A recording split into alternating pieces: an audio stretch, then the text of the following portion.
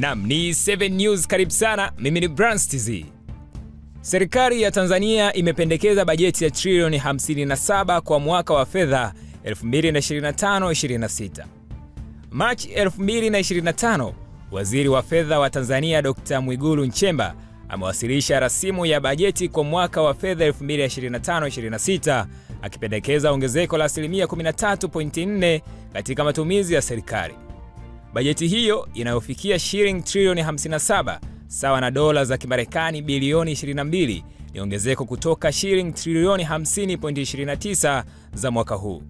Katika bajeti hiyo, serikali inatarajia kukusanya trilioni 40.97 kutoka vyanzo vya ndani, huku kiasi kilichobaki ikitarajiwa kupatikana kupitia mikopo ya ndani na nje.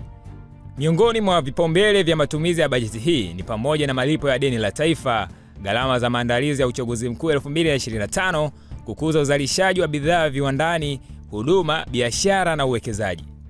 Bajeti hiyo pia inazingatia athari zinazoweza kujitokeza kutokana na mabadiliko ya sera kutoka kwa washirika na wa maendeleo, hasa Marekani, kufuatia hatua ya rais wa taifa hilo Donald Trump kusitisha misaada ya kigeni kwa siku 90.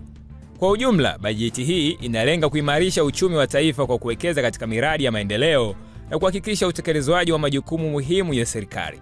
Kwa taarifa zaidi za ndani na nje ya Tanzania, endelea kutufuatilia katika mitandao yetu ya kijamii: Facebook, Instagram, TikTok na YouTube.